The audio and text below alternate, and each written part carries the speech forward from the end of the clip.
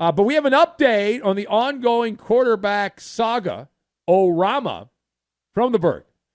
So if you have not heard, and you probably actually have stuff going on, and you're not able to obsess about all of these things, so you might have missed it. Maybe you were stuck in traffic and not paying attention. But Pittsburgh coach Mike Tomlin has called his shot.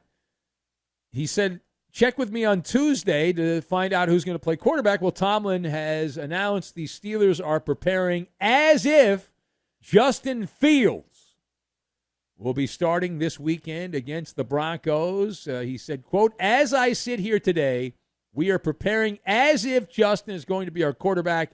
Tomlin told the Fourth Estate, he said, quote, I think that's the appropriate way to do it. Speculation is a waste of time. Russell's hurt.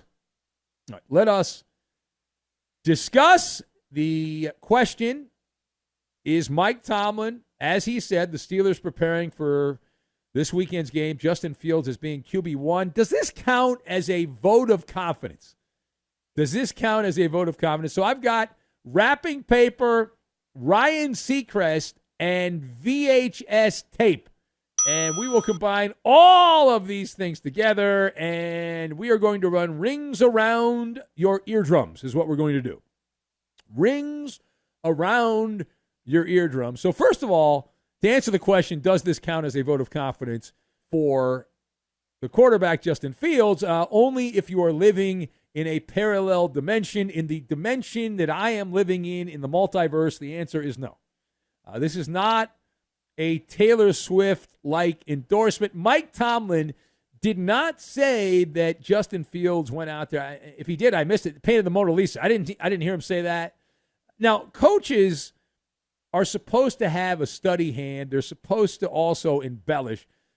Tomlin, however, that was a bridge too far. Like, Justin Fields was adequate. He was adequate. 18th in yards per pass against Atlanta, doing that without even attempting a pass over the middle of the field. Now, I love the Justin Fields Marching and Chowder Society because they pushed back. We mentioned this in a previous episode. Fanboy Eddie said, I saw him throw a pass over the middle of the field. I watched the game. Maybe he was eating a hot dog when that happened because it didn't happen. He didn't throw a pass over the middle of the field. So the Justin Fields, the people that suck up to him, the Hawk Tua fans of Justin Fields are like, well, the reason he didn't throw any passes over the middle of the field is because the Falcons have really good safeties. And I was like, okay, so someone's got a good reputation, so you don't challenge them? Is that how you play a competitive sport? Tell me you're a loser without telling me you're a loser. All right, so here's the way I break down 1 week of Justin Fields in Pittsburgh. And it's gone the way I anticipated. Despite sexier wrapping paper, better wrapping paper, the gift is the same. He's not an upgrade. This is not an upgrade for the Steelers at quarterback from Kenny Pickett. They're running the same offense they did, even though they have a new offensive coordinator. If you look at the pot of water in the quarterback room for the Steelers, the temperature of that pot of water is lukewarm. The offense, unexciting, unexceptional, and it was uneventful. They had 10 possessions against a middling Atlanta defense. They had just 2 trips to the red zone, as many touchdowns as you and I scored, and 6 field goals. Whoop-de-damn-do. Now, we are bummed by the death of Russell Wilson revenge game. Like, we were looking forward to that because that would have given us some theater. Russ walking back as the starting quarterback against his old team, that was a game that we had circled. And it appears, barring some kind of last-minute shenanigans, maybe Pittsburgh's lying and Russell will start that game, but outside of that, and he'll be standing there and picking his nose and doing organized cheers on the sidelines for the Pittsburgh football team. All right, now secondly, we move to the great state of Texas. Jerry's World. How about them Cowboys? To Dallas we go, where Micah Parsons wants you to know that he is not worried about his uncertain future. That's right. He does not have long-term stability. in Dallas. He said recently, quote, "I know I am going to be a Cowboy." So is he a psychic? How does he know this? How does he know that he's going to be a Cowboy? So he's not a psychic, but I am a distant relative of Nostradamus and friend of Nostradamus, so I have the answer. Jerry Jones has given him the double secret handshake. The old, hey, the wink and the nod. I took care of Dak. I took care of CeeDee Lamb. And I'm going to give you the look, right? That old look, the wink. Jerry has been giving some morbid quotes recently about the end being near. And if you do the math, that would not be wrong. Jerry turns 82 in October next month. Jones is certainly in the final chapter of a storybook life as owner of the Dallas Cowboys. But in the remaining years, I have come to the conclusion, and it's the only reasonable conclusion one can come to, that Jerry is playing Ryan Seacrest, and he's doing the Cowboys version of the Wheel of Fortune. And if you're a star for the Dallas Cowboys, you can just spin the wheel round and round and round and round and round and round and round, and you're going to win. You're going to get that bonus round. You're going to win. Good luck. You get all the vowels, and you're ready to go. All right, final thought. We go to Charlotte, follow up to a previous conversation. We talked about this briefly. I was asked by the Koopaloop, when will the Panthers win a game? Like, when's the next chance for them to win a game? And the answer is not to win a game, just to cover the spread. And that appears to be a ways away, although I haven't really handicapped that game yet. I got to put that on the big board, although I doubt that will be a featured game on this week's episode of Benny versus the Penny. I would be shocked if Chargers-Panthers ends up as a highlighted game on the TV show, but who knows?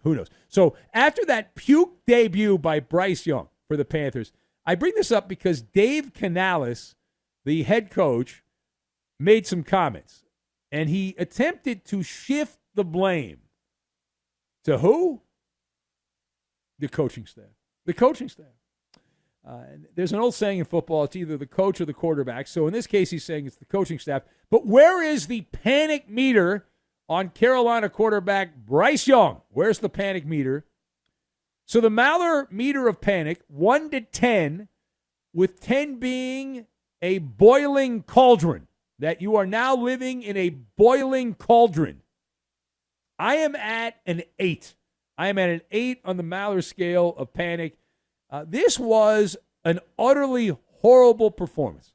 There is literally nothing redeeming about that game for Bryce Young, for the Carolina Panthers defense, across the boards. But we're focusing on Bryce Young, and I had a flashback. And if you're around my age, you'll get this reference. If not, just Google it. But that performance reminded me of when I was a child, and they used to have these things called VHS tapes, and NFL Films would send out every couple of years a video that was called the Super Duper Football Follies. And that was the Carolina Panthers. That was the Keystone Cops out there running around, running into each other. It was wild. Tell me you're a terribly coached team without telling me you're a terribly coached team. The Maller report card for that game, I gave it an I rating. It had a high ick factor. And the fact of just how bad this guy was, Bryce Young, an Alabama quarterback. So he finished the game with a passer rating of 32.8, had a couple of interceptions, would have been more efficient. Hear me out on this. He would have been more efficient, Bryce Young, if he had taken every single snap and just spiked the ball right into the turf at the Dome there in New Orleans. He would have had a passer rating, if he had done that, of 39.6, which would have been higher than the passer rating that he finished with. And it's a double whammy, because not only did he suck and you have that first chance to show people that you're different, but then you've got Dave Canales, who was brought in as the quarterback whisperer. This guy fixed Baker Mayfield and Geno Smith, and he's so good. Well, I hope he has a password to a website that sells witchcraft, because he's going to need some witchcraft at this point from what I saw of Bryce Young. And the Saints, they're in that middling category of NFL team. They're not a good team. They're not a bad team. They're somewhere in the middle. And he got outcoached by a guy that's on the hot seat, Mr. Allen there for New Orleans. I'm talking about Dave Canales outcoached by the Saints. I mean, it was just a hot mess all the way across the board. And you can't chalk it up to not being prepared, being distracted, coming off a short week. No, you had all off season to get ready for the year, and you chose not to show up. You chose to not show up to the game, which is tremendously terrible.